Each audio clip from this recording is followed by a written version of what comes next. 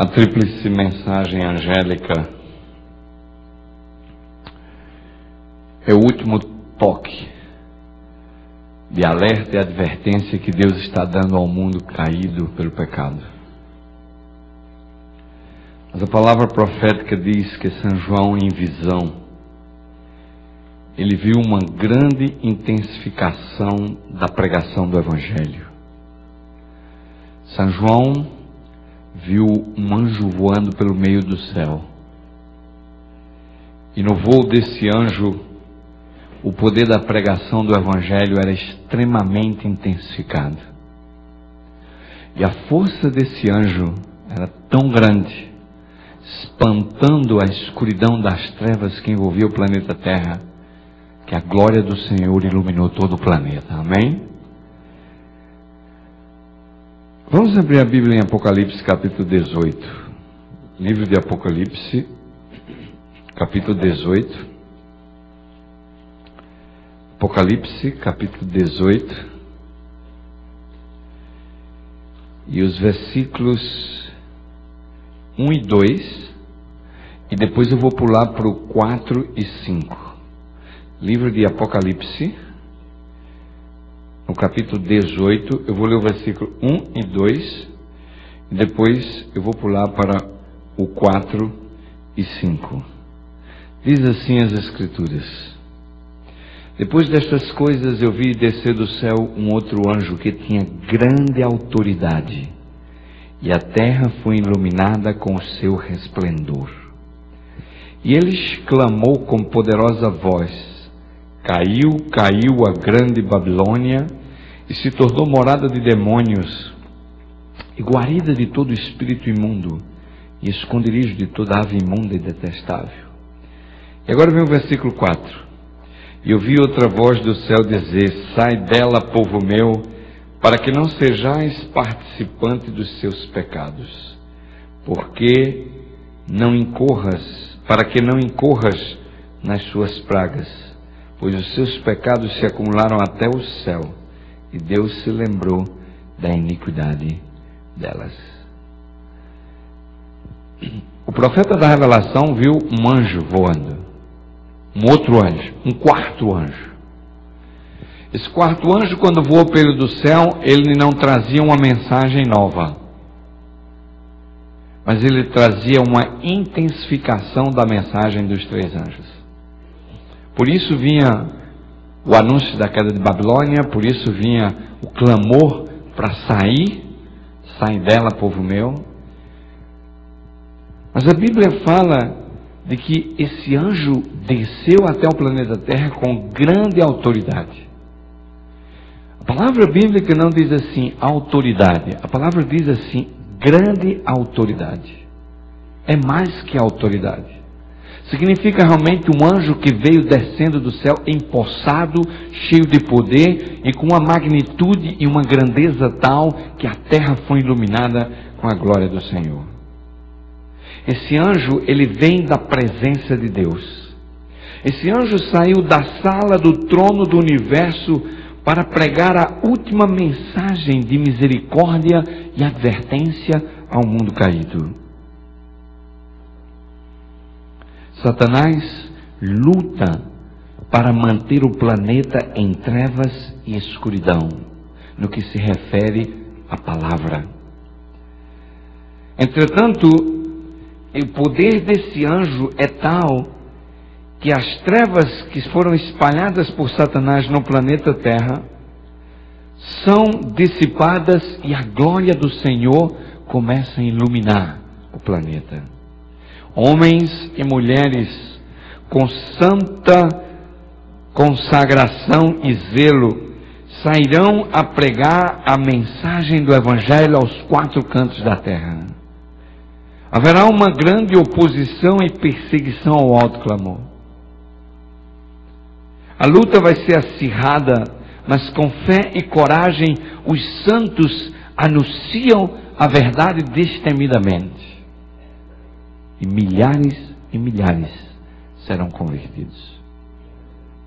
Nós teremos nesse alto clamor, a expressão alto clamor, ela vem de uma intensificação da pregação do Evangelho, de um aumento de intensidade do volume da pregação dos 3 anjos de Apocalipse.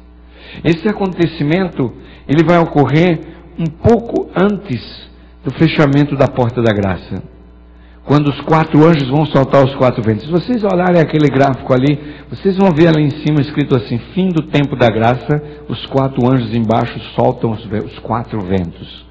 Um pouco antes, entre o decreto dominical e entre o fechamento da porta da graça, nós teremos nesse período a grande intensificação da pregação do Evangelho.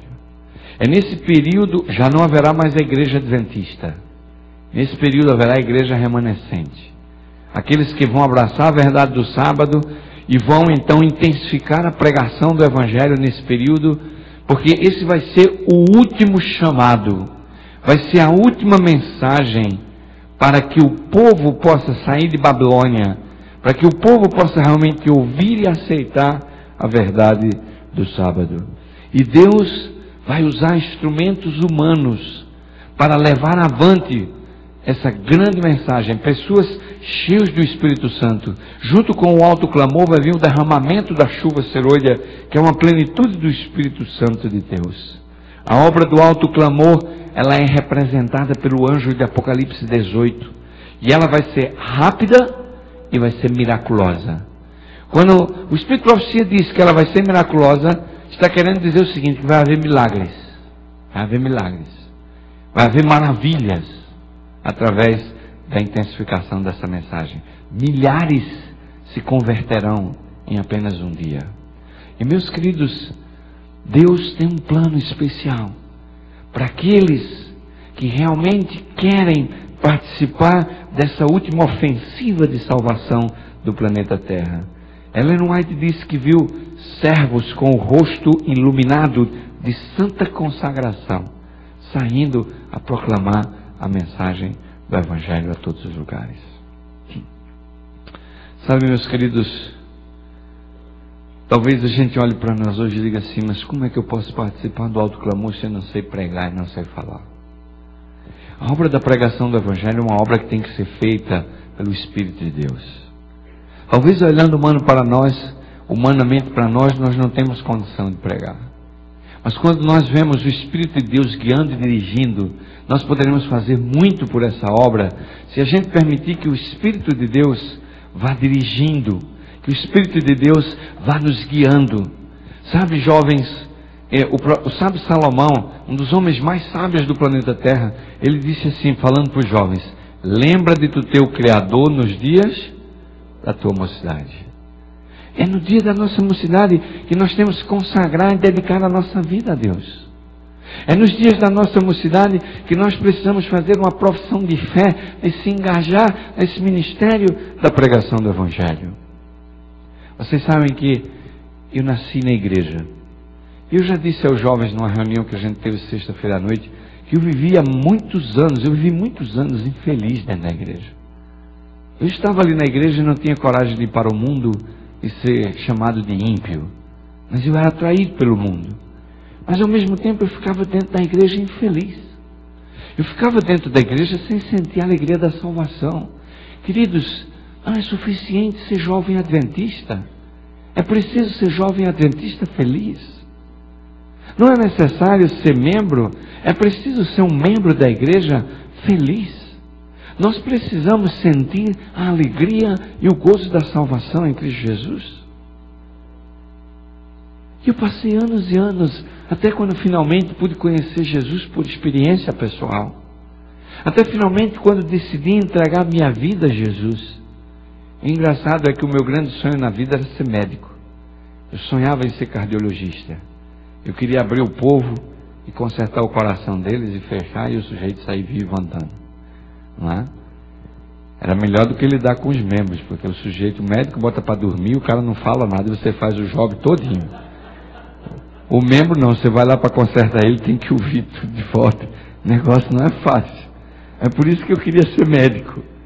Mas vocês acreditam que eu fiz 6 vestibulares de medicina e não passei nenhum? E eu fiquei desanimado.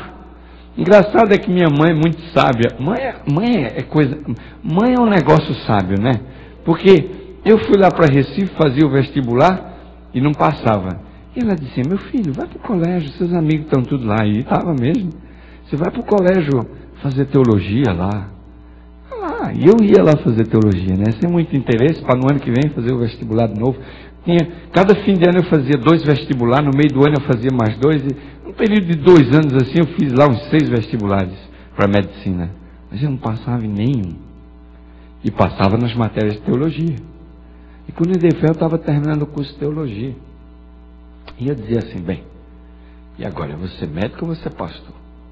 Tem que decidir o que é que eu vou ser. E eu pensei assim, naquela época estava muito difícil ter chamado. Tinha uma turma de 60 formando, 40 não tinha chamado para ser pastor. E eu falei assim: bem, eu vou esperar chegar o último ano para ver se eu vou ter chamado. Se eu não tiver chamado, vai ser uma glória, porque aí eu vou fazer a medicina, aí eu vou fazer cursinho, aí eu vou pegar para valer mesmo. Já fiz a faculdade de teologia, agradei a minha mãe, e eu disse: olha, Senhor, agora se é para eu ir, então, que venham os chamados. Eu estava certo que nem ia ter chamado, porque era uma crise de chamado naquela época, não é? E vocês acreditam que quando chegou no mês de julho, eu já tinha 3 chamados na mão, e não tinha nem terminado ainda. E eu falei assim: não, Deus está me chamando para alguma coisa a mais. Deus está me chamando para alguma coisa a mais. E aí não tive opção. Olha, eu vou dizer uma coisa para vocês, jovens. Ore a Deus para você saber o que Deus quer da sua vida. Mas ore e jejum. Jejum e oração. E você vai ouvir Deus falar, Deus guiar os teus passos, Deus guiar o caminho. E você vai ser uma bênção. Ela antes teve uma visão que ela viu jovens, pessoas consagradas, indo de porta em porta, pregando essa mensagem, batendo de porta em porta, levando o Evangelho, e o Espírito de Deus convencia as pessoas. Vocês sabem que quando eu era jovem, eu um dia peguei um ônibus em Recife, e sentou do meu lado um jovem com a Bíblia na mão. E eu achei tão interessante o jovem com a Bíblia na mão. E eu olhei para ele e falei assim: você é crente? Ele falou: graças a Deus. Eu falei: também sou. Ele falou: você também é? Eu falei: que igreja você é? Ele falou: graças a Deus eu sou da Assembleia de Deus. E você? Ele falou: eu sou adventista do 7º dia. Eu falei: daquele povo que guarda o sábado? Eu falei: exatamente. Ele falou: olha, vocês estão enganados. O dia de guarda é o domingo. E ele já estava com a Bíblia na mão. Ele pegou a Bíblia e ele foi lá para Osés e me mostrou um texto bíblico que lá diz assim: eu aboli os teus sábados. E ele meteu bala em mim. Ele falou assim: olha aqui, o sábado foi abolido na cruz. E o domingo agora é o dia que tem que ser santificado por causa da ressurreição de Cristo. Eu falei: não, o sábado é o dia de guarda, está na lei. Ele falou: não, mas a lei foi até Cristo. Certo? A lei e os profetas duraram até João. E toma o texto na minha cabeça. E eu falei: não, é o sábado. Ele falou: então está aqui a Bíblia, me prove que é o sábado. Eu falei: olha, não dá, porque eu vou descer aqui na próxima parada.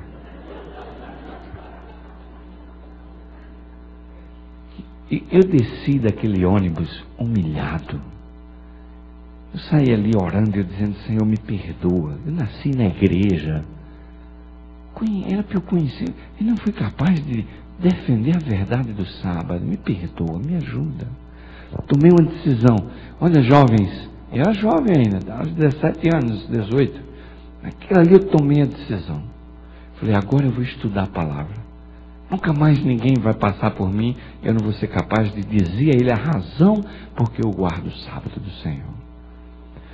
E eu orei a Deus e disse: Senhor, me faz encontrar com esse jovem de novo. Uma oração difícil essa, hein? Mas Deus me atendeu. Um dia eu peguei o carro da minha irmã e fui na oficina de um mecânico adventista, irmão Manuel. Eu estava na oficina de irmão Manuel para pegar o carro da minha irmã. Eu não me lembro se foi levar ou pegar. Eu sei que quando eu estava lá, aí entrou um fusquinha amarelo, assim, todo bonito, equipado. E aí quando abriu a porta, quem desceu de dentro do fusquinha?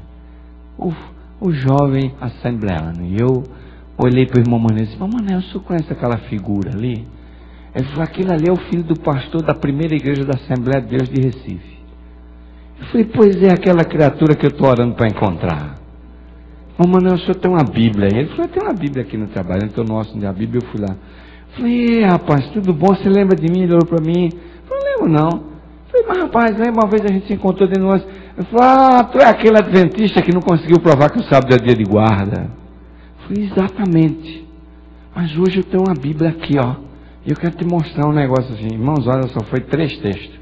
E aí ele é que estava apressado. Disse, rapaz, eu não esqueci do negócio em casa, tem que pegar. Entrou dentro do fusquinha e vazou. Amém? Ainda bem que alguém disse amém. E eu agradeci a Deus, muito jovens, muito. Porque Deus me deu uma chance de eu me redimir naquele dia em que eu fiquei envergonhado. Irmãos, Deus vai reunir um exército de pessoas para pregar essa mensagem do alto clamor, para produzir uma grande intensificação da pregação do Evangelho. E a palavra profética diz que a terra vai ser iluminada com a glória de Deus. Quando esse período do alto clamor acontecer, vai haver milagres e prodígios extraordinários sendo operados. E a profecia diz que vai haver do lado de Satanás e vai haver do lado de Deus. E é preciso tomar muito cuidado. Porque, meus queridos, o evangelho de Satanás, ele é o falso evangelho e ele é sensacionalista. Vocês já pegaram o jornal e viram o anúncio do culto da fé? Da cura? Não é? Eu fiquei surpreso que, quando eu era pastor em Massachusetts, tinha uma religião lá da igreja, acho que a Assembleia de Deus Renovada, uma coisa assim, nunca tinha nem ouvido. Eles estavam dizendo assim que era para vir para o culto da fé, que Deus ia botar um dente de ouro na boca dos fiéis. Eu fiquei surpreso. E depois eu vi comentários que alguns foram lá e saíram com um dente de ouro na boca. E não sei como foi que aquilo aconteceu. Satanás está fazendo milagres e prodígios por aí para tentar enganar. E a Bíblia diz que, se possível, vai enganar até quem? Os escolhidos. É por isso que nós temos que estar com a nossa fé alicerçada. Meus queridos, a única coisa que nós precisamos para participar do alto clamor é que o povo que se chama pelo meu nome desperte as suas consciências adormecidas e se tornem receptáculos do poder divino. Nunca houve uma necessidade onde o povo do advento estivesse tão necessitado de receber o poder de Deus na sua vida. E para que nós possamos receber esse poder que vai nos habilitar a participar dessa obra, desse alto clamor da pregação do Evangelho, há 2 coisas básicas que, como cristão, nós precisamos ter. A primeira delas é a santificação. Santificação. Meus queridos, a santificação é a base do crescimento espiritual. É um elemento chave para que o poder de Deus seja derramado. Nós precisamos crescer na nossa experiência cristã com Deus. É essa falta de crescimento espiritual que está mantendo a igreja nesse estágio de mornidão que a mensagem à igreja de Laodiceia fala. Vocês sabem que, se vocês que são pais têm um bebê e o bebê vai fazendo 4 anos, 5 anos, 6 anos e o bebê não cresce, e o bebê está com 7 anos e não cresce, o que é que você faz imediatamente? Você leva o bebê para o médico. Você procura a tua criança e leva para o médico. Você fica preocupado, você fica afligido, alguma coisa está errada. O crescimento é uma coisa básica da vida. Nós temos alimento na mesa porque as frutas crescem. Nós temos alimento na mesa porque as verduras e os legumes crescem. Tudo na vida é a base do crescimento. O êxito e o sucesso da vida depende do crescimento. A gente vem crescendo, vai estudando e vai pulando de grau, finalmente se torna um profissional, finalmente aprende a dirigir automóveis. A vida é um crescimento. A gente vai crescendo. E quanto mais você crescendo, você vai amadurecendo e vai experimentando a vida. E é bom a gente ter experiência, não é? É bom a gente ter experiência. Eu me lembro a primeira vez aqui na América, quando eu cheguei nesse país, fui abastecer o carro numa bomba de gasolina. E nunca fiquei tão nervoso na vida. E não consegui botar gasolina. Era uma bomba muito complicada. Vocês sabem, tem umas bombas de gasolina muito complicadas. A gente vinha do Brasil acostumado com os frentistas, botar a gasolina no tanque do carro, nunca tinha ido ir para a bomba, né? Aquele dia eu descobri que o trabalho de frentista às vezes não é tão fácil quanto a gente pensa, não é? Mas é interessante. Hoje eu paro em qualquer gas station e vou aí, boto a gasolina, mesmo as bombas eletrônicas agora já não há mais problema. Mas como é bom a gente ter experiência e conhecimento e agora a gente não passar por esses problemas. Que coisa interessante. Alguns passaram por coisas semelhantes de chegar no banheiro e não ter torneira para abrir e ter que lavar as mãos. E vocês sabem do que eu estou falando. Meus queridos, crescer, a santificação é uma coisa básica para a vida cristã. E o gozo da vida cristã está nesse crescimento, nessa experiência com Deus a cada dia. E quando a gente começa a crescer na experiência com Deus, a gente começa a ver os milagres de Deus na nossa vida. Nós começamos a ver o poder de Deus sendo manifestado e derramado na nossa vida. E a nossa confiança vai aumentando. A santificação é um requisito básico para aqueles que querem participar do alto clamor. Só vai participar do alto clamor aqueles que estiverem com a vida santificada. E nós precisamos buscar esse crescimento espiritual. A segunda coisa que precisamos é ação. Ação é fruto da santificação. A mornidão espiritual nos leva à inércia espiritual. E meus queridos, nós precisamos tomar muito cuidado, porque facilmente a igreja pode se transformar num clube social. Facilmente a nossa igreja, ela se transforma num encontro de amigos. E nós precisamos compreender que Deus nos chamou como igreja para uma missão. Uma missão que temos a realizar. Uma missão que tem que ser feita pelo Espírito. Uma missão que tem que ser realizada pelo poder de Deus. Uma missão que por nós mesmos nós não podemos realizar. Infelizmente, pouco a pouco nós estamos perdendo a visão dessa missão de pregar o Evangelho, de salvar pecadores. Eu sempre gosto de mencionar Josué capítulo 3, versículo 5, quando diz que o povo de Israel chegou às margens do Jordão para fazer a travessia.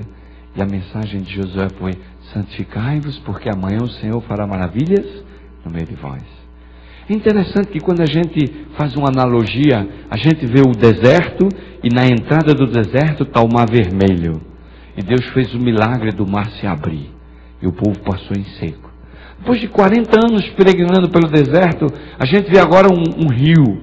E a gente vê novamente o mesmo milagre da entrada na saída. O rio se abre e a gente passa em seco e entra na terra prometida. O mar vermelho é a perseguição da igreja apostólica. O cristianismo acabou de ser formado e entrou nessa missão da pregação do Evangelho pelo deserto do pecado. E agora, o rio Jordão da crise final. É a outra perseguição que a igreja vai passar. Jovens, vocês foram chamados para esse tempo.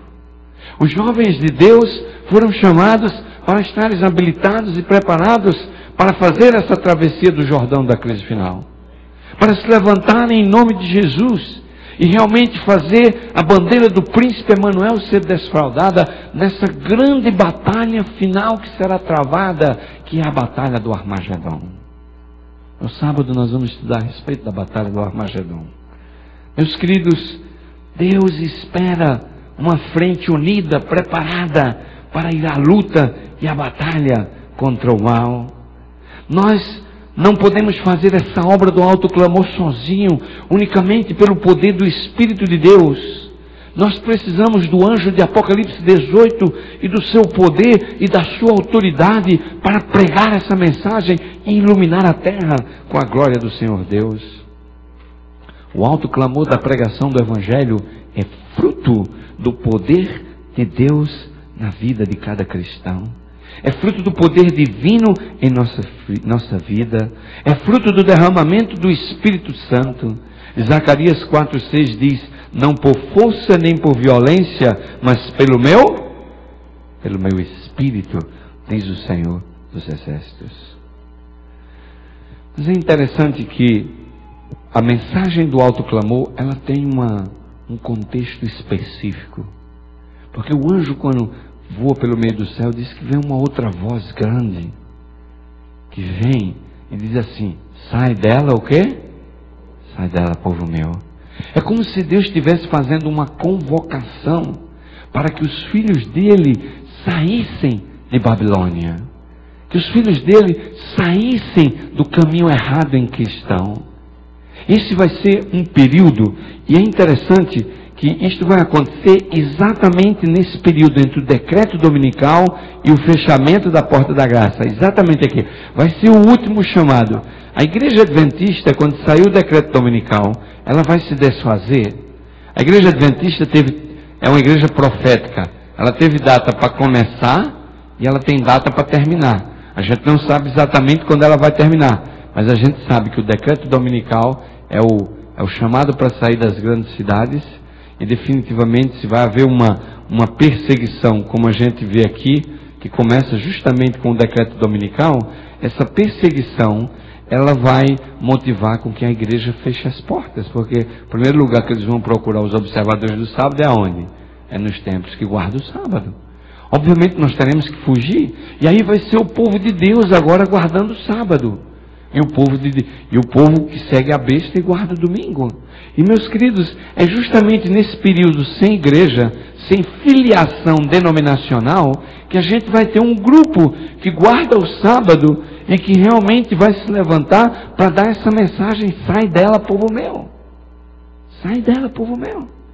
Eu gostaria de mostrar para vocês alguns textos do Espírito de Profecia que mexeram muito comigo e me abalaram a fé. A palavra certa é essa.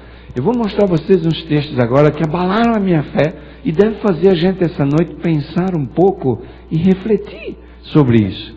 Eu pedi que colocassem o primeiro texto na tela, está? Diz assim: Deus tem pedras preciosas em todas as igrejas, e não devemos fazer denúncias impetuosas do professo mundo religioso.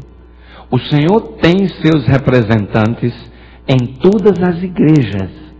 As especiais verdades decisivas para estes últimos dias não foram apresentadas a estas pessoas de tal modo que trouxessem convicção ao coração e à mente.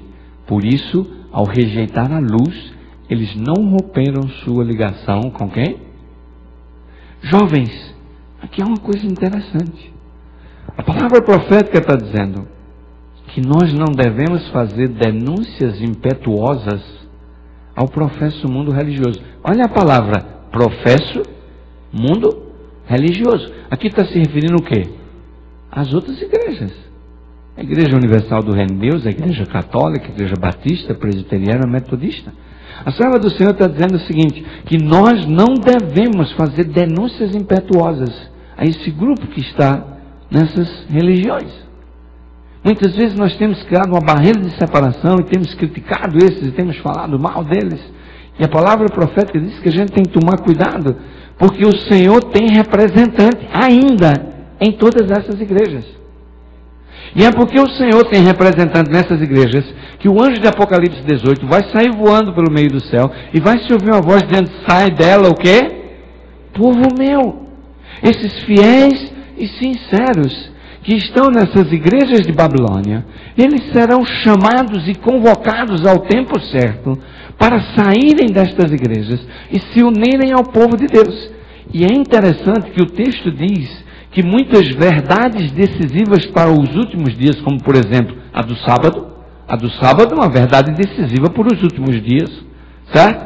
O texto diz assim, de que essas pessoas, muitas delas não foram apresentadas essas mensagens, e elas ainda não tiveram a convicção na mente e no coração. E ainda diz embaixo que muitas delas, ao rejeitar a luz, não romperam. Não romperam. Incrível isso.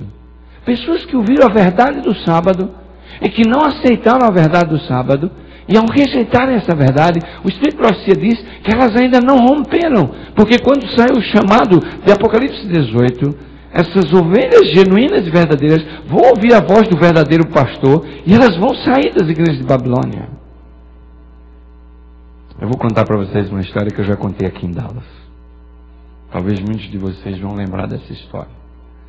Mas eu sei que há muita gente nova E vocês precisam ouvir. Eu era estudante de teologia e eu fui comportar numa cidade chamada Maués, interior do Amazonas. Esses 2 dias de barco, descendo o Rio Solimões e o Paraná da Eva. E vocês sabem, estudante, tinha um aviãozinho por cima e tinha o barco por baixo. Eu não sabia qual era o mais perigoso. Porque o aviãozinho, eu olhei o aviãozinho que ia, eu falei, acho melhor ir de barco mesmo. Porque barco é rio, a gente vê as margens, ainda dá para o cara nadar e chegar na margem. O avião, se cair lá de cima, não dá para escapar. Então, eu peguei o barquinho, armei minha rede e fui comportar. Quando eu cheguei lá, a cidade era muito pequena. Em 2 semanas eu fiz a cidade toda. E naquela época havia muitos engenheiros desbravando a selva. E havia muita gente que tinha muito dinheiro ganhando na cidade, mas não sabia em que gastar. Então a gente chegava como estudante comportor vendendo livro, era uma maravilha. Todo mundo comprava. E eu saí de porta em porta, de casa em casa, em todas as repartições. E eu vendi em todo lugar. Mas acontece que quando chegou assim na quinta-feira, eu terminei. E só tinha barco na segunda, para Manaus. E eu falei assim, bem, eu vou ter que ficar o fim de semana aqui, porque o barco só é na segunda. Eu passei o sábado com os irmãos lá, uma igrejinha bonitinha que tinha na frente do beiradão do rio. Você encostando no rio, já vi a igreja adventista bem na frente do beiradão. A igreja católica aqui, a igreja adventista aqui. E eu sentei no beiradão naquele domingo de manhã, umas 8h30 da manhã, estava o sol brilhando. E eu fiquei pensando assim, onde é nessa cidade que eu ainda não dei uma oferta para vender livro? Eu bati em tudo quanto é porta. E quando eu estava pensando isso, o sino da igreja católica começou, bam, bam, bam. E me deu um estalo. Eu falei, o padre. E não vendi para o padre. Vendi para todo mundo na cidade, mas eu não vendi para o padre. E eu vou vender o padre. Fui para casa, me arrumei, peguei o meu prospecto, entrei. A missa estava começando. Então eu entrei rápido, procurei um sacristão, tinha um sacristão lá na frente. Eu falei, olha, eu sou um seminarista. E eu precisava falar com o padre. Ele falou, você está estudando para ser padre? Eu falei, não, estou estudando para ser pastor. Mas eu precisava falar com o padre. Eu sou de São Paulo. Você arruma uma audiência para mim com o padre depois da missa? Ele falou, eu vou falar com o padre. Quando o padre entrar, eu vou entrar atrás dele, segurando a cruz, eu te dou um sinalzinho se está ok ou não. Eu falei, tá bom. Sentei no banco da missa lá, fiquei esperando. Quando o padre entrou para a missa, ele entrou atrás do padre, eu vendi um sorrisinho e fez assim, né? Falei, opa, o padre vai me receber. Eu assisti aquela missa, quando acabou a missa, o padre disse, daqui a pouco ele veio e falou, dá uns 15, 20 minutos aí para o padre trocar de roupa, ele vai te receber. Eu falei, tá bom. E assim foi. O padre era um italiano, falava um português assim, com um sotaque muito grande, já de idade, né? Finalmente eu entrei na casa paroquial, me sentei lá, fiquei esperando. Ele disse, olha, o padre vai receber você na biblioteca paroquial. Eu falei, biblioteca paroquial aqui em Maués, lá no meio da selva amazônica, o negócio aqui está evoluído. E aí quando eu entrei, meus queridos, eu entrei dentro de um salão assim, e havia uma biblioteca de livros de fora a fora. Livros, livros, livros. Fiquei encantado. No meio do salão havia uma mesa, livros em cima da mesa. O padre parecia ser um grande estudioso lá. E eu entrei, me apresentei, ele foi muito cortês comigo. Você é seminarista? Olha, eu sou da igreja adventista. Ele deu uma risadinha assim, falou, da igreja adventista? Eu falei, exato. Ele falou, ok. Aí eu abri o meu prospecto, falei, olha, eu sou um estudante do Serviço Educacional da Saúde, e nós estamos aqui vendendo uma literatura, e eu estava vendendo 3 livros, era O Grande Conflito, O Lá Sem Sombras e Forças Misteriosas que Atuam na Mente Humana. E o Lá Sem Sombras é um lá adventista com outro nome. E ele foi ouvindo. Quando eu terminei a oferta, ele falou assim, olha, desses 3 livros, o melhor de todos é esse conflito aqui. E eu falei, é verdade. Falei, pronto, vai comprar. Ele disse, sabe por que eu acho? Aí abriu a gaveta assim e tirou um conflito. Ele disse, porque eu estou estudando ele. E o conflito dele dava assim, sabe quando o livro está todo usado? Ele abriu e estava todo grifado. E eu disse, o que, padre? O senhor está estudando o grande conflito? Eu falei, estou. Essa escritura Ellen White, ela é fantástica. Eu falei, bem, então vai comprar o outro. Eu pensei. Mas ele disse assim, olha filho, Eu sei muito bem quem são os adventistas do sétimo dia. Eu tenho estudado muito os escritos de Ellen White. Me levou para o canto da biblioteca assim, abriu toda a coleção do Espírito Profecia. Toda. Não tinha um livro faltando. Ainda saí contando para ver. Tudo. Ele falou assim, já li todos. Mas esse aqui, o conflito, é o que eu estou estudando, porque ele fala dos eventos finais. Eu falei, mas padre, então o senhor sabe da verdade do sábado? Ele falou, é o dia do Senhor. Eu falei, mas o sábado é o dia do Senhor? E por que o senhor então não guarda o sábado? Ele disse assim, eu guardo aqui na minha paróquia. Não compro, nem vendo, não faço nada. Sábado é um dia de comunhão entre meu Deus aqui. Eu falei, mas e por que o senhor não vai na igreja adventista? E por que o senhor não vira adventista? Ele falou assim, olha, a igreja adventista não está preparada para receber, não só eu, mas muitos padres que estão estudando a profecia. Eu falei, mas como assim? E ele me disse uma coisa que eu me arrepiei. Quando eu conto, ainda fico arrepiado. Faz muito tempo isso. Talvez o padre já até morreu. Mas eu vou dizer para vocês, ele disse para mim o seguinte, que algumas vezes, como ele era um estudioso das profecias da Bíblia e de Ellen White, ele foi convidado para ir em Itaici, na Conferência Nacional dos Bispos. E ele foi convidado e ele disse que de madrugada os bispos se reuniam, um grupo de bispos se reuniam para estudar o grande conflito e estudar as profecias. E ele disse, olha, há muitos bispos da Igreja Católica que sabem que a Igreja Adventista tem a verdade. Há muitos bispos da Igreja Católica estudando as profecias e eles estão esperando a hora certa, quando Deus vai chamar, sai dela, povo meu. E eles vão sair e vão levar milhares de católicos com ele. E eu fiquei impressionado. E ele disse uma frase que era de Ellen White. Ele disse, olha, vocês adventistas têm recebido muita luz, mas vocês não têm andado nela. Eu queria enfiar a cabeça num buraco, mas não tinha buraco para enfiar a cabeça. Olha, quando eu dei a minha oferta e entrei para falar com o padre, era 11 da manhã, 11, 11 e meia. Eu saí de lá, era 5 e meia da tarde. Nós passamos a tarde conversando. Eu quando saí no beiradão do rio, olhei, as estrelas estavam começando a sair, porque lá escurece 5 horas, meio cedo naquela época do ano. E eu fiquei pensando assim, vendo a brisa do rio. E eu disse, Espírito do Senhor está se movendo no planeta Terra. E nós não sabemos. Deus está fazendo uma obra tremenda, irmãos. E nós não sabemos.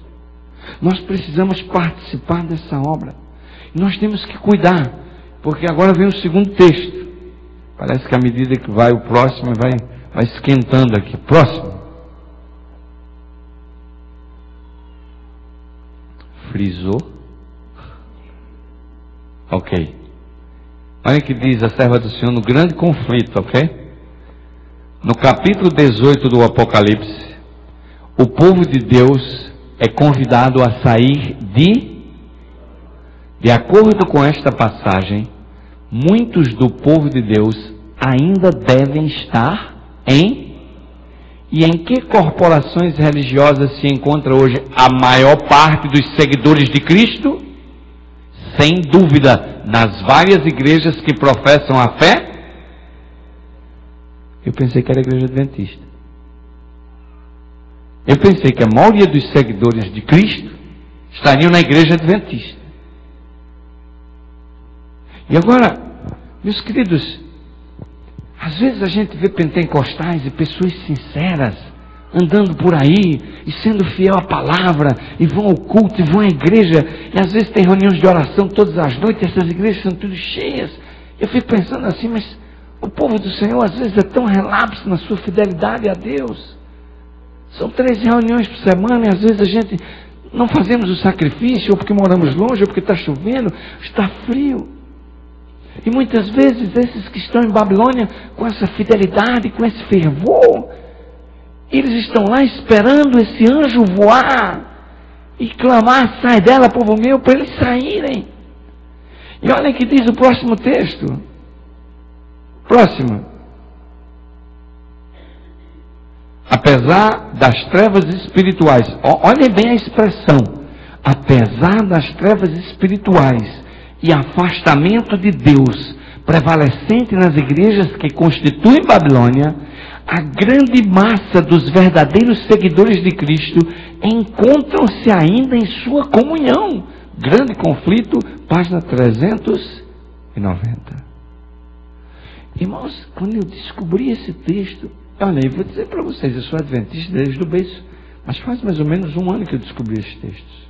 Eles estavam sempre lá, mas eu nunca li. E acho que muitos de vocês nunca leram. Mas eu senti um frio na espinha. Porque nós às vezes temos um comportamento exclusivista, que somos o povo de Deus, que somos o melhor, que temos a verdade, que vamos para o céu, que está todo mundo com o passaporte carimbado. E vivemos essa mornidão espiritual. E a serva do Senhor agora vem e diz assim, que a maioria dos verdadeiros seguidores de Cristo ainda estão na comunhão das igrejas de Babilônia. Irmãos, isso é um alerta para nós adventistas. Isso deve nos levar a uma reflexão, a um exame íntimo de coração, porque o nosso fervor cristão talvez esteja deficiente. Eu não sei. Mas nós precisamos examinar mais profundamente as profecias e buscar estudar a palavra para que quando esse tempo chegar, nós estejamos preparados, estejamos aptos e possamos realmente participar desse grande movimento que o anjo do Apocalipse de 18 vai fazer no planeta Terra, iluminando com a glória de Deus. Eu me lembro de uma vez que eu estava dando estudo bíblico pela internet para uma moça em São Paulo. E ela era da Igreja Universal do Reino de Deus. E cada semana que a gente estuda na Bíblia, ela ficava maravilhada, encantada com as verdades do Adventismo. Ela bebia. E finalmente eu disse a ela, olha, procure uma igreja adventista. E fui lá, achei uma igreja e disse, vai à igreja adventista. E ela começou a frequentar a igreja adventista. Um dia, ela mandou uma mensagem para mim. Ela disse assim, pastor, eu estou encantado com a verdade. Mas eu vou lhe dizer uma coisa. Eu vinha da Igreja Universal do Reino de Deus. E na Igreja Universal do Reino de Deus, as pessoas, elas pregam a mentira como se ela fosse verdade. E agora que eu estou frequentando a Igreja Adventista, parece que a Igreja Adventista, as pessoas, elas vivem e pregam a verdade como se ela fosse mentira. Porque elas são tão frias. Não há fervor espiritual. Não há aquele fervor cristão. A gente não sente aquele entusiasmo, aquele gozo da volta de Jesus nas nossas igrejas. Eu sinto falta disso. Meus queridos, nós não podemos permitir que a nossa fé fique formalista. Nós não podemos permitir que a nossa fé continue nesse estágio de mornidão. Deus está nos convocando para um reavivamento e uma reforma. Deus está nos convocando para a gente experimentar o poder dele sendo derramado na nossa vida. Nós temos que fazer uma obra de purificação em nosso coração. Tem havido muita polêmica na igreja, pode ir para o cinema, não pode ver filme, não pode fazer aquilo, não pode. Jovens, nós precisamos nos santificar. Eu mesmo, quando pastor, costumava ir no Blockbuster para alugar meus filmes e assistir meus filmes. E vivia uma vida muito confortável e não tinha vontade nem de orar, nem de estudar a Bíblia. E quando foi um dia, Deus tocou no meu coração e eu disse, vou ficar 6 meses sem assistir nenhum filme de Hollywood. E depois de 6 meses, nasceu no coração o desejo de ler a Bíblia, nasceu no coração o desejo de orar, nasceu no coração o desejo de cantar. Eu fiquei assustado com o que aconteceu com a minha mente, com o meu coração, depois que eu bani os filmes de Hollywood.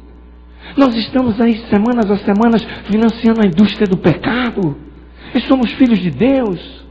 Fomos chamados por Deus para uma missão honrosa e preciosa. Não há tempo mais para Blockbuster. Não há tempo mais para ficarmos perdendo tempo com essas porcarias que roubam do nosso coração o desejo de estudar a Bíblia, o desejo de orar, o desejo de buscar o Senhor enquanto se pode achar. É por isso que a mensagem fala de santificação. É por isso que a mensagem fala de purificação, de crescimento. Nós precisamos, esta semana, tomar consciência de que nós estamos nos aproximando de um grande final. Que Deus tem um plano lindo preparado para você, meu jovem. Que Deus realmente quer fazer de você um jovem de Deus, um jovem cheio do Espírito. Há pessoas às vezes que têm me procurado, mas pastor, sobre as joias, podemos usar joias, não podemos usar joias? Eu mesmo fiquei no ministério muito tempo achando que não havia problema nenhum usar joia, a Bíblia não é clara e tal. Até que um dia que o Espírito do Senhor veio e disse: Dilson, usar joias é pecado. Está escrito na Bíblia. É você aceitar ou não aceitar. E mas como? Olha, eu estava dirigindo uma semana de oração no IASP. E eu me lembro que eu pregava às 8 horas. E toda vez quando eu dava... eu tinha um atendimento antes do culto. Então vinham 6, 6 e meia, 6 às 7. Bem, uma noite, 7 horas, a sala que eu estava abriu e entrou uma mulher. 38 anos. Bonita, loura, olhos azuis, alta, uma mini saia aqui, toda maquiada, certo? Decote, um decote, tudo isso aqui apertado assim, a exposição, a barriguinha de fora, joias penduradas, grande aqui nas orelhas. E eu dei uma recuada assim, eu falei: Senhor, tem misericórdia de mim.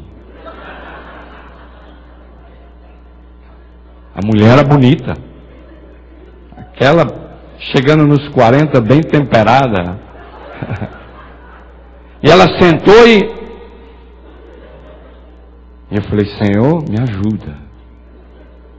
E ela disse: pastor, o senhor está pregando aí essa semana e eu estou vindo toda noite. Eu falei: amém. Ela disse: olha, pastor, eu vim aqui porque eu sou assim, sou adventista desde berço, venho à igreja assim, eu vim para a igreja agora já, falou para mim, e estou vindo assim, e eu dou 3 estudos bíblicos por semana, já ganhei 3 almas para Cristo, faço meu culto toda manhã, oro a Deus, sou um excelente cristão no meu trabalho, mas eu me visto assim, eu me sinto bem, eu gosto de estar assim. E eu vim aqui perguntar para o senhor o que é que há de errado, se eu posso me vestir assim. Não, se eu sou uma boa cristã. Eu sou uma boa cristã, não depende da maneira como eu estou aqui vestido e o meu vestuário. E ela entrou meio arrogante, eu vi que ela veio assim com uma arrogância, e eu disse: olha, minha jovem, eu queria te fazer uma pergunta. Você veio para a igreja hoje, não é? Ela falou: Evelyn, em seu lugar, Jesus viria para a igreja assim? Ela baixou a cabeça, pensou um pouco assim, falou: não. Mas eu não entendo por que não pode usar joias, porque eu não posso usar tudo isso que eu estou usando aqui, não posso me produzir, se eu me sinto bem assim. Falei: filha, olha, pegue a sua Bíblia. E ela estava com a Bíblia. Falei: abra a sua Bíblia em Apocalipse capítulo 12. E ela abriu. E lá dizia que São João teve uma visão que viu uma mulher vestida de branco, pura, imaculada, tendo o sol, a lua e as estrelas, tudo coisas naturais. E eu disse: filha, quem é esta mulher? E ela disse: a igreja. Falei: a igreja de Deus aqui na terra? Falei: é. Falei: abra agora Apocalipse 17. E aí lá vi uma mulher cheia de joias, cheia de pintura, vestida de púrpura, toda produzida, vindo em cima de um cavalo, representando a mulher de Babilônia. Eu disse: filha, mulher, essa mulher aqui é a mulher de quem? Ela foi de Babilônia. Já começou a falar assim, meio com a voz trêmula. Você é a mulher de Babilônia. Eu falei: e do jeito que você está vestido aqui, segundo a Bíblia, você está mais para a mulher de Deus ou para a mulher de Babilônia? Ela começou a chorar. Chorou, desabou num choro. Eu falei: irmã, você não precisa chorar. Você veio aqui para saber se usar joias e tudo isso é pecado. A mulher de Babilônia está cheia de joias. A mulher de Deus não tem nenhuma joia. Você tem que fazer a escolha se você vai ser a mulher de Deus ou se você é a mulher de Babilônia. É simples. É a Bíblia que está falando, irmãos. É a Bíblia. Deus deixou revelado para nós. Está caracterizado. Agora, nós podemos amar o mundo, as coisas do mundo, podemos amar a Babilônia, podemos querer usar as joias. Ok, não há problema em você usar, mas saiba que você está usando atavios e apetrechos de Babilônia. Não é a mulher de Deus. Não há nada que a gente possa mudar sobre isso. Ela chorou muito. Ela disse: pastor, muito obrigado. Essa é a primeira vez que um pastor me mostra que realmente não está correto usar os trajes que eu estou usando. Nós nos ajoelhamos e oramos. E ela foi embora. Eu preguei aquela noite. O apontamento dela foi de 7 a 7h30. 7h30 eu atendi outra pessoa, 8 horas eu fui pregar. Quando terminou o culto, eu estava cumprimentando as pessoas na porta, e passava um, passava outro.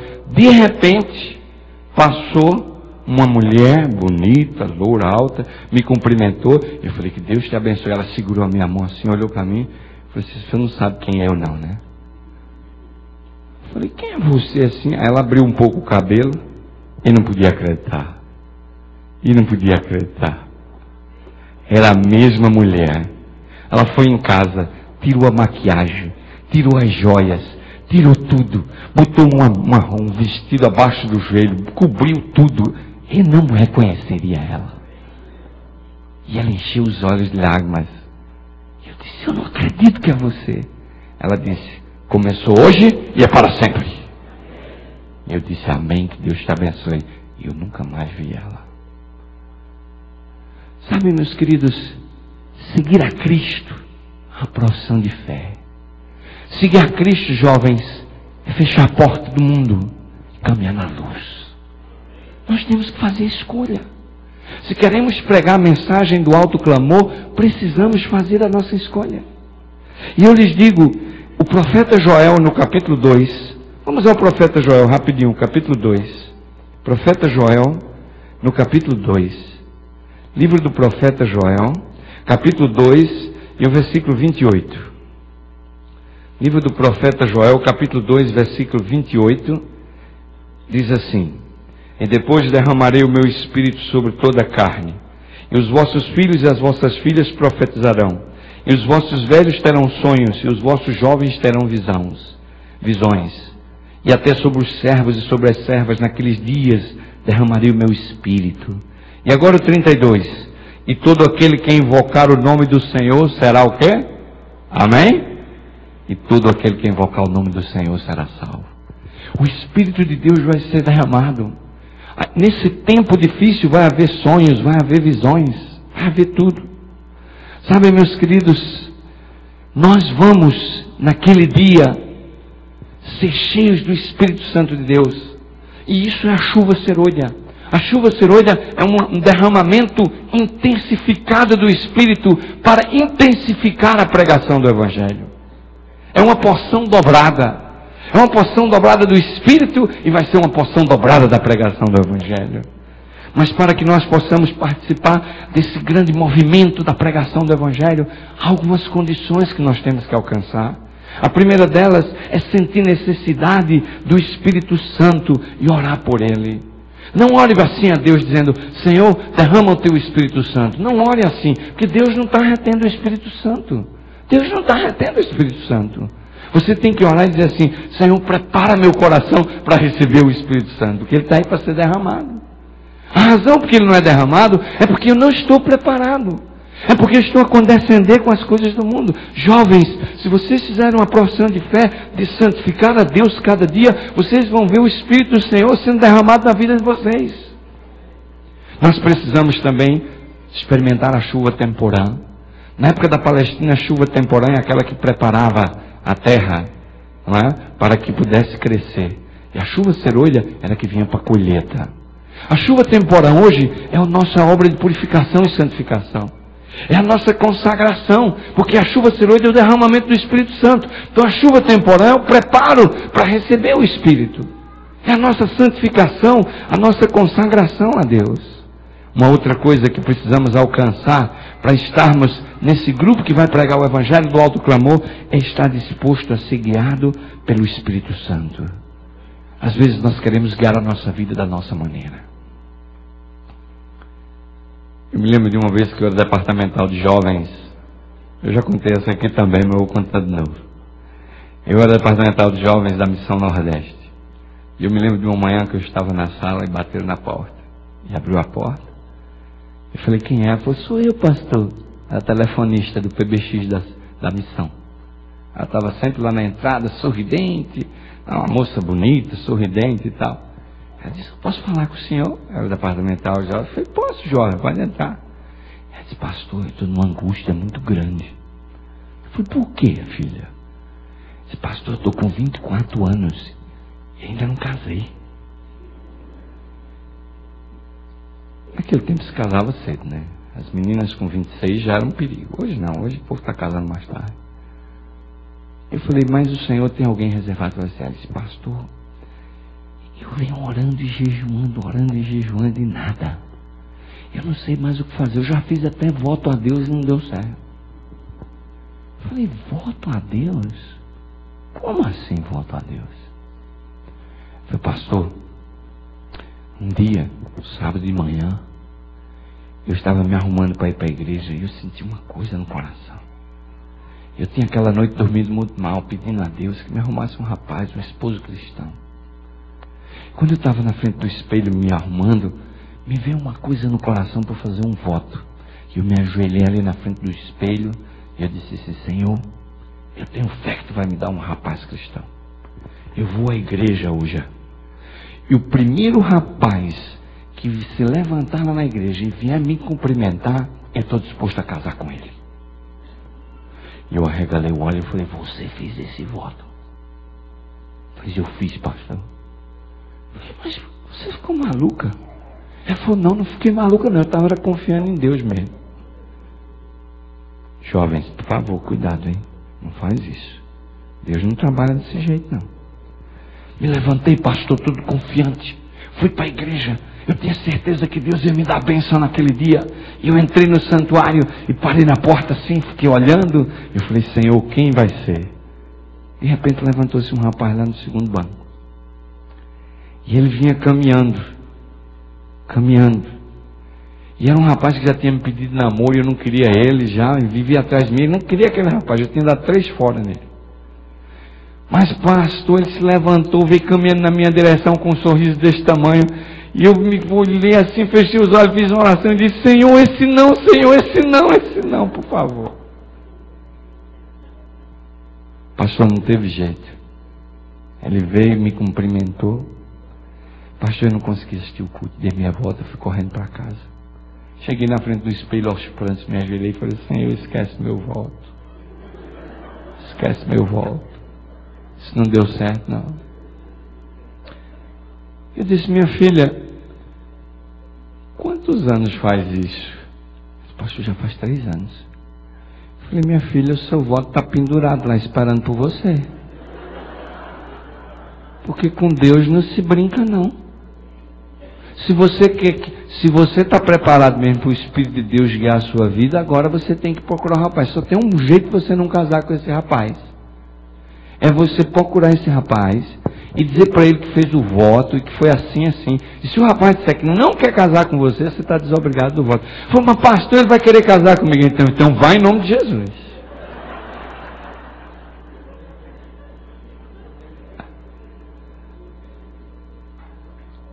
E ela foi, jovens.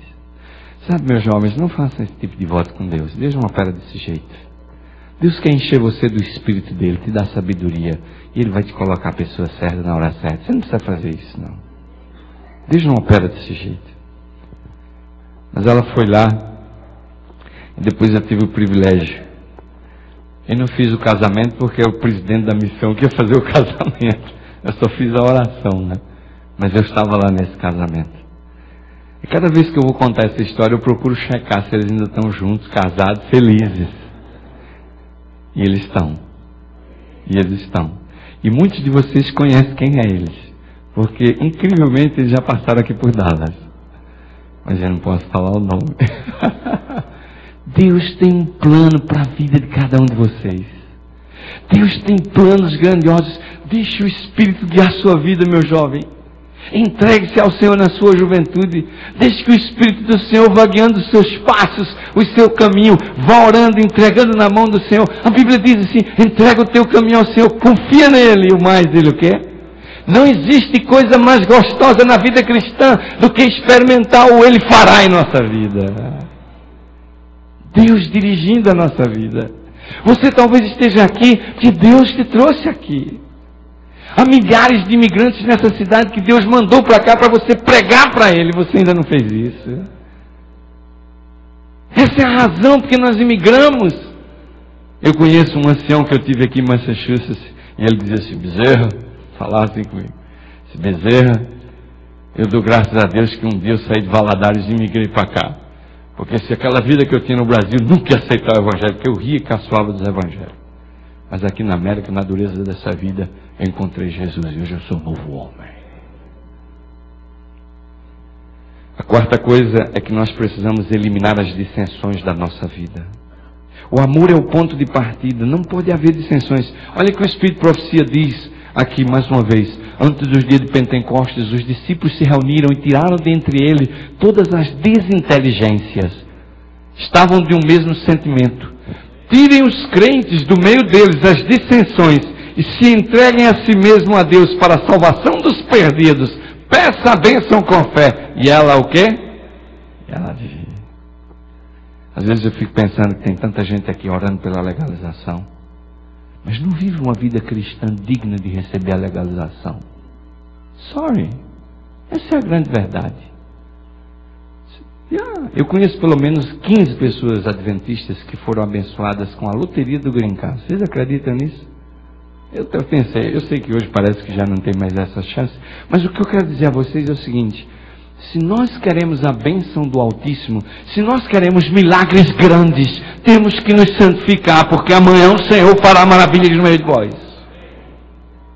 Não há outro caminho. Se você quer ver os milagres de Deus na sua vida, você precisa santificar a sua vida, porque se você, meu jovem, santificar a sua vida, Deus vai abrir o Rio Jordão. Deus vai abrir o Rio Jordão. A última coisa para a gente estar presente nesse movimento que vai pregar o Evangelho, junto com o anjo de Apocalipse 18, é a gente despojar-se do eu. Despojar-se do eu. A maior luta da vida cristã é contra nós mesmos. O nosso maior inimigo, sabe quem é o nosso maior inimigo? Somos nós mesmos.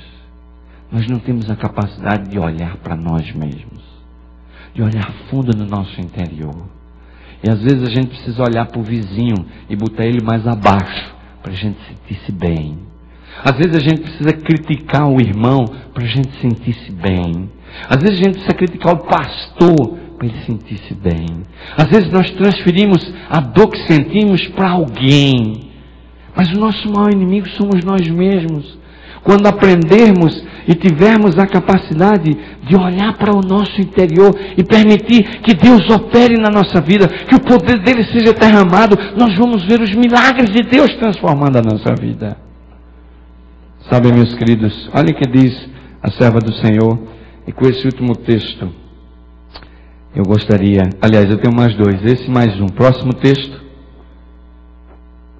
Quando uma pessoa está interiormente vazia do próprio eu, quando todo falso Deus é expulso da alma, o vazio é preenchido com a comunicação do Espírito de quem? Amém? Quando o eu é tirado do coração, a comunicação com o Espírito de Cristo é conectada. Essa é a razão porque muitas vezes nós oramos e nos ajoelhamos e falamos com Deus e Deus não responde a oração. Olha, meu jovem, eu vou dizer uma coisa a vocês. Quando o Filho de Deus cambaleava pelo Getsemane, tombando, suando gotas de sangue, clamando ao Pai para passar o cálice, fazendo uma oração agonizante, clamando ao Pai, qual foi a resposta do Pai? Qual foi? O silêncio. O silêncio. Quando o Pai fica em silêncio, Ele está dizendo assim: filho, tu vais pelo vale da sombra da morte, mas não temas, porque eu serei contigo. Se você está no meio da dor e do sofrimento, e você está sofrendo, e você vem orando e clamando, e o silêncio de Deus está presente, Deus está respondendo a sua oração. Ele está dizendo para você que você vai passar pelo sofrimento. Ele está dizendo que você vai para o Calvário. Ele está dizendo que vai derramar o sangue. Ele está dizendo que você vai sofrer. Mas Ele disse: no mundo tereis aflições. Tende bom ânimo, eu venci o mundo. Sabe, meus queridos, nós precisamos nos conectar com o infinito. Nós precisamos nos ligar mais ao eterno. Nós precisamos preparar o nosso coração para receber esse grande turbilhão de poder que a chuva seroida, que o Espírito Santo vai derramar em nossa vida. Nós precisamos preparar o nosso coração para ser santo em nome de Jesus. Nós devemos esperar, não devemos esperar Cristo em ociosidade, mas ativo, usando os nossos talentos para que Ele nos concedeu, a fim de que nós possamos usar a nossa mente, as nossas mãos, as nossas pernas, os nossos braços e usarmos tudo aquilo que Deus nos dá para a pregação do Evangelho. Deus espera isso de nós. Você não está por aqui por acaso. Deus lhe colocou aqui com um propósito espiritual, não financeiro. Não olhe a sua vinda a esse país com a visão financeira, mas olhe por uma visão espiritual. Pergunte a você mesmo: por que eu estou aqui?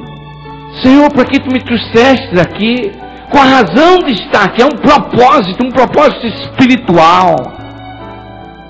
Deus lhe trouxe aqui para você ser uma atalaia da pregação do Evangelho. Não deixe essa oportunidade passar, meu jovem. Não deixe. Não deixe. Deus está te chamando essa noite. E eu queria terminar lendo o último texto do Espírito de Profecia, e com esse eu quero encerrar. Olhem só o que diz a serva do Senhor.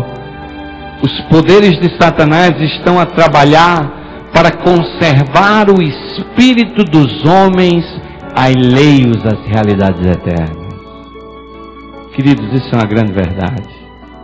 Há tanto entretenimento e recreação no mundo de hoje que nós esquecemos. Só lembramos da igreja no sábado. E ela diz assim: o inimigo dispôs as coisas de maneira que servisse aos seus propósitos. Atividades mundanas, esportes e as modas da época são coisas que ocupam o espírito dos homens e das mulheres. Eu fico pensando assim: como a serva do Senhor, há tantos anos atrás, podia escrever essas três coisas. Por favor, bota o slide novamente. Por favor. Olhem as três coisas. Atividades mundanas. O que é atividades mundanas? É quando a gente escuta a música do mundo. É quando a gente vai para o karaokê lá no Brasil brasileiro. É quando a gente vai ouvir um cantor do mundo. É quando a gente vai para um evento que o Espírito do Senhor não está presente. É quando a gente vai para um barzinho encontrar os amigos. É quando a gente vai em ambientes que o Espírito do Senhor não está ali. São atividades mundanas que estão roubando de nós o senso do preparo. Esportes. Às vezes nos dedicamos tanto a esporte, checar na internet, acompanhar, assistir jogos e fazer coisas. Perdemos o senso completamente. O esporte é para os homens. E as modas das épocas é para quem? É com o Espírito do Senhor falando anos atrás, olhando para o futuro e vendo as coisas do mundo que estão nos envolvendo, nos absorvendo, tirando do nosso coração essa chance extraordinária de ser cheio do Espírito do Senhor e fazer essa obra maravilhosa da terminação da obra. Jovens, é um privilégio viver no fim do tempo do fim. É um privilégio receber o selo de Deus. É um privilégio ser declarado puro, santo.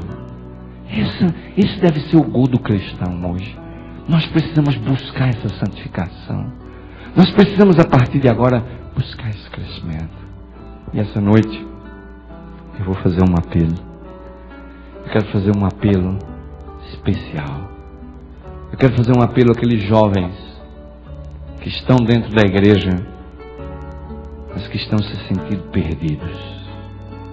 É um apelo difícil hoje à noite. Eu quero orar por aqueles jovens e irmãos que, como eu, estava dentro da igreja perdido, mas ao ouvir a palavra profética essa semana, está começando a sentir um desejo grande de buscar o Senhor enquanto você pode achar. Hoje à noite, eu quero orar por estes que estão dentro, mas estão perdidos, estes que estão vazios, angustiados. E eu sei bem o que é isso, meu jovem, porque eu já fui isso. Eu já estive dentro da igreja assim. Talvez Satanás vai dizer assim: não levanta. Você vai declarar publicamente que você está se sentindo vazio e perdido dentro da igreja.